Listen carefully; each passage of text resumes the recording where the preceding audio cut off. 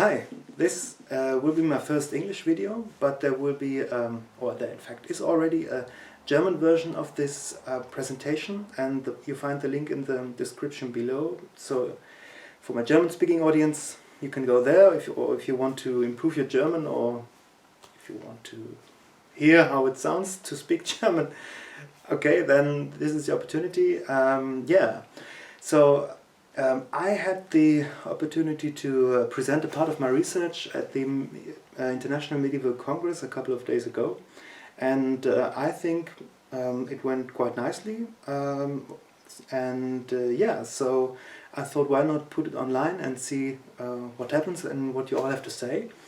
And I'm also curious how the English video and the German video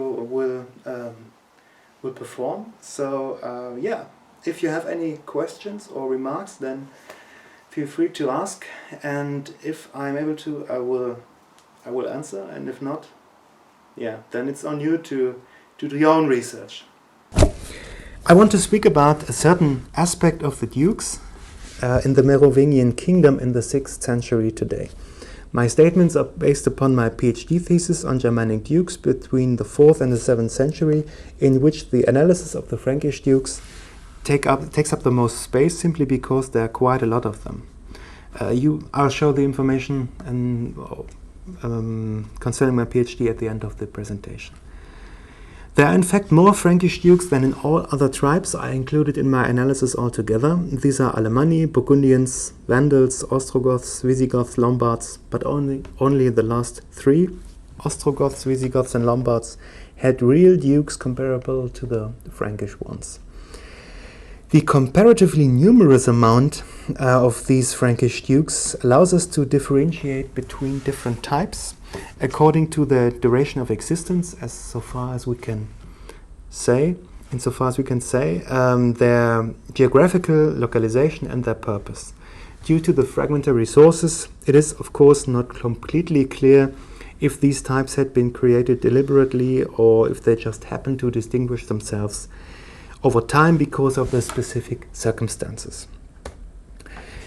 Three main types of dukes can be identified with one additional subdivision. First, they are the dukes with territorial authority within the borders of the core areas of the Merovingian kingdom, which can be subdivided into the long-lasting, long-living dukes at the Gallic borders on the one hand, and the short-lived dukes inside these borders on the other.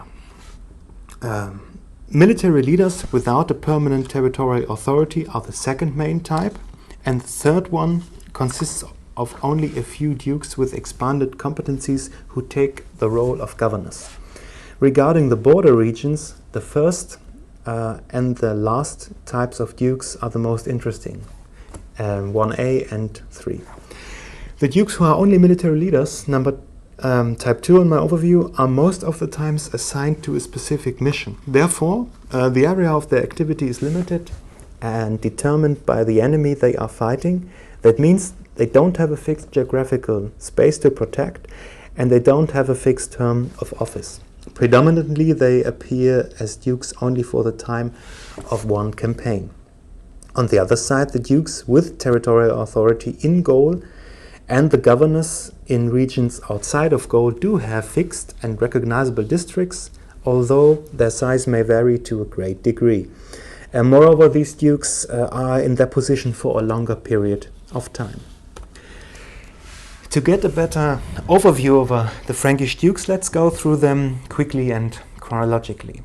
The dukes in the Alemannia are mentioned in the year 539. They acted as commanders of an army in northern Italy, on the map indicated by this thinner line.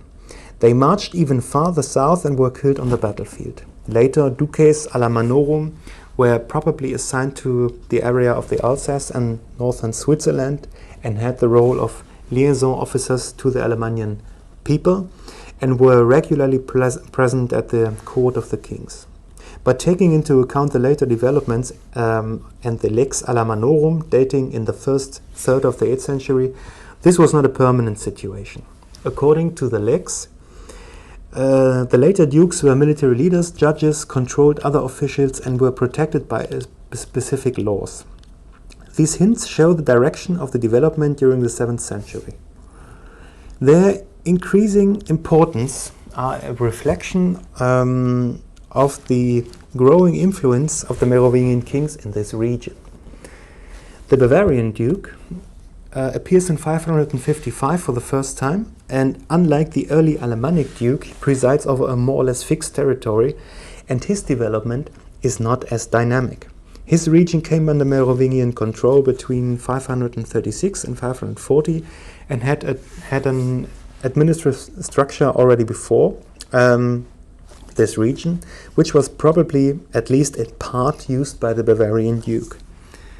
He stayed in his district, and soon after the immigration of the Lombards, he began to conduct his own foreign policy. In Gaul, this rapprochement was seen with suspicion, and in 590, an army was sent to replace the duke with another, hopefully more loyal person. As before, we can take a look at the laws of the Lex Baivariorum, dating to the 8th century as well. There, the dukes seem to have a quite similar range of tasks and authority. In addition to maintaining the control over Bavaria, he had to defend his district against the potential enemies in the north, south, and east, namely the Lombards, the Thuringi, and the Avars, which are shown on the map. The next 6 dukes were mainly charged with the defense of their districts or cities and at times with the preservation of inner peace. But they did not have a standing army at their disposal, therefore they had to conscript warriors in case of an attack. Since the year 566, a duke in Toulouse guarded the valley of the river Aude, one of the gateways into Merovingian Gaul, against the Visigoths, who held a nearby region of Septimania and, of course, a great part of Spain. A series of battles is evidence for the strategical importance of this very region.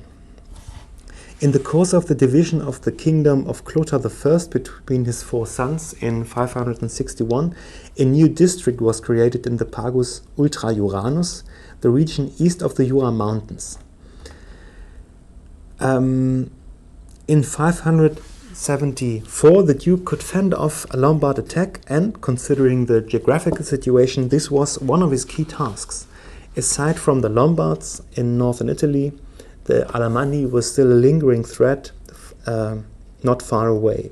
And as I said, it took a long time to consolidate the Merovingian sovereignty, and in the meantime, Alemanni invaded Frankish territory from time to time. Another duke in the northern part of the Champagne is known since 570. Lupus, the first duke, achieved victories over the Danes and Saxons, marched into enemy territory as far as the river Lahn, and his example proves that the dukes could also lead an offensive campaign outside their districts.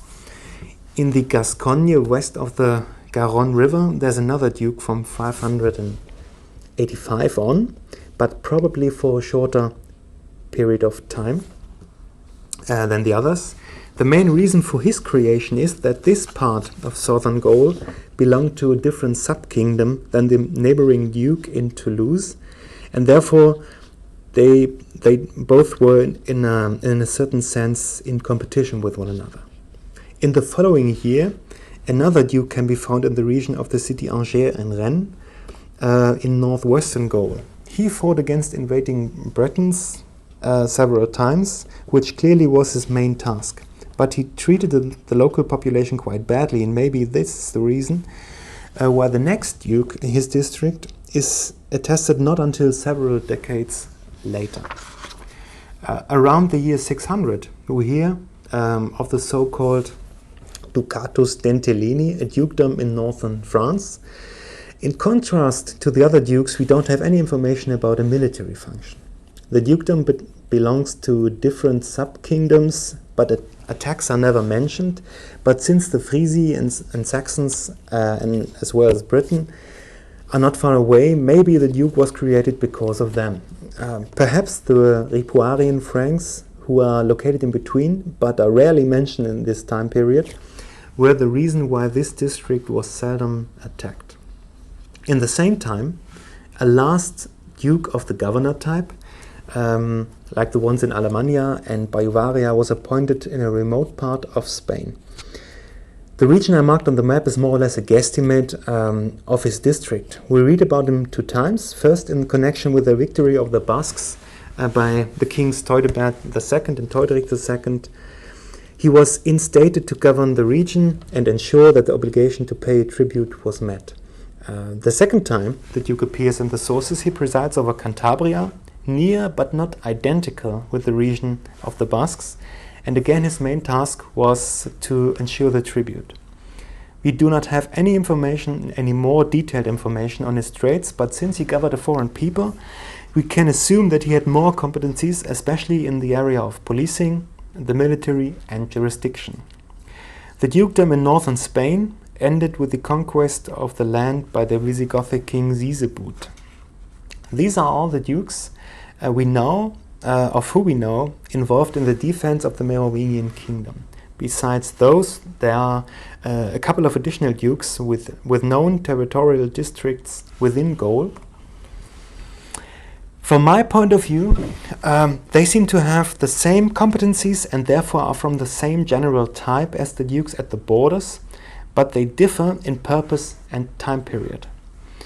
They are mainly instated in the course of inner conflicts between the Merovingian kings and exist, as far as we can say, of course, only for a few years each, or 1 year even. I have to make 2 exceptions.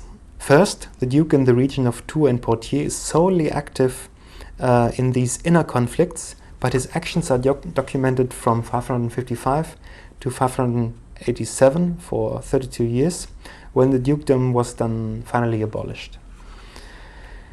The second, the duke with the exceptionally big district including the cities Clermont, Rodez and Uzès. This area is approximately equal with the Massif Central mountains in southern France, the natural barrier which guards a significant part of the southern border of the Merovingian kingdom. But this duke, second one, does only exist for 2 or 3 years before the office holder got transferred to another position. Next, let's have a look at the general situation at the borders of Merovingian Gaul, and for better visibility I deleted all the numbers and the colors and changed it to this yellowish manner. I hope everybody can see it. Gaul is defined by geographical conditions, especially the mountains. They are natural blockades which determine the way of incoming invasions. In the south, these gateways into Merovingian Gaul are through the Aude Valley and along the river Loire.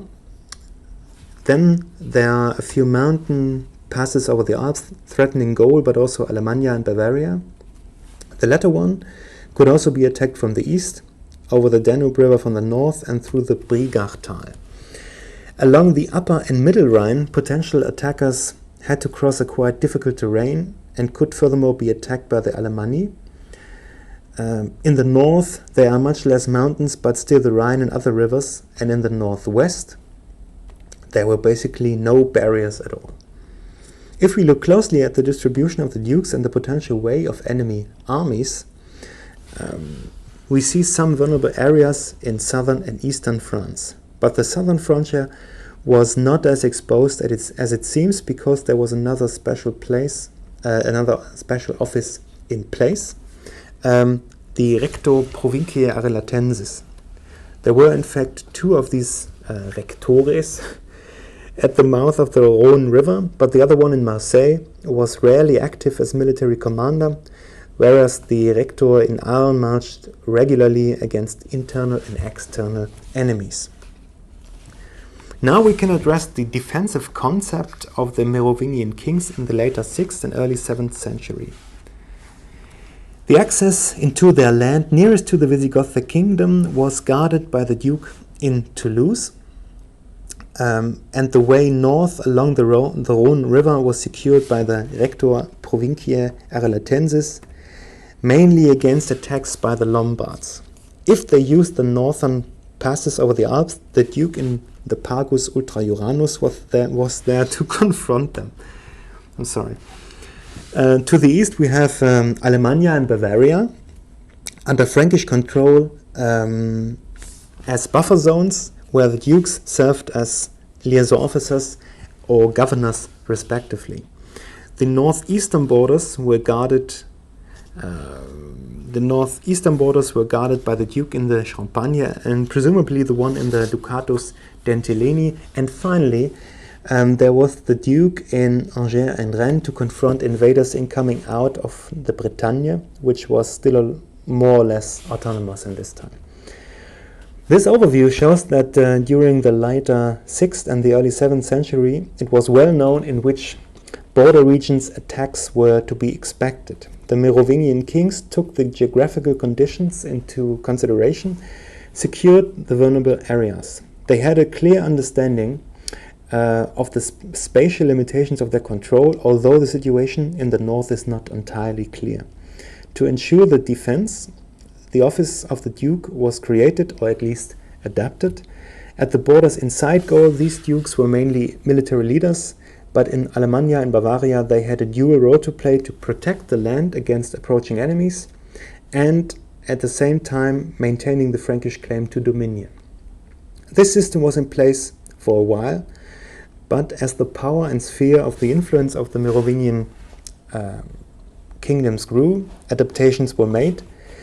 The primarily military dukes in Gaul seem to have been abolished after some time, but more governor dukes, as the one in Alemannia and Bavaria, were established in other regions and presumably evolved into the so-called stem duchy, which became very important in the following centuries. Thank you. So, that's all. I hope you learned something, or maybe you disagree with me. Then write me an email. And these are my suggestions for further reading, and my dissertation is the last one on the list. And there's only one English paper I could include, but I'm sure there are more, but most of them are unfortunately in German. So thank you for listening. Goodbye.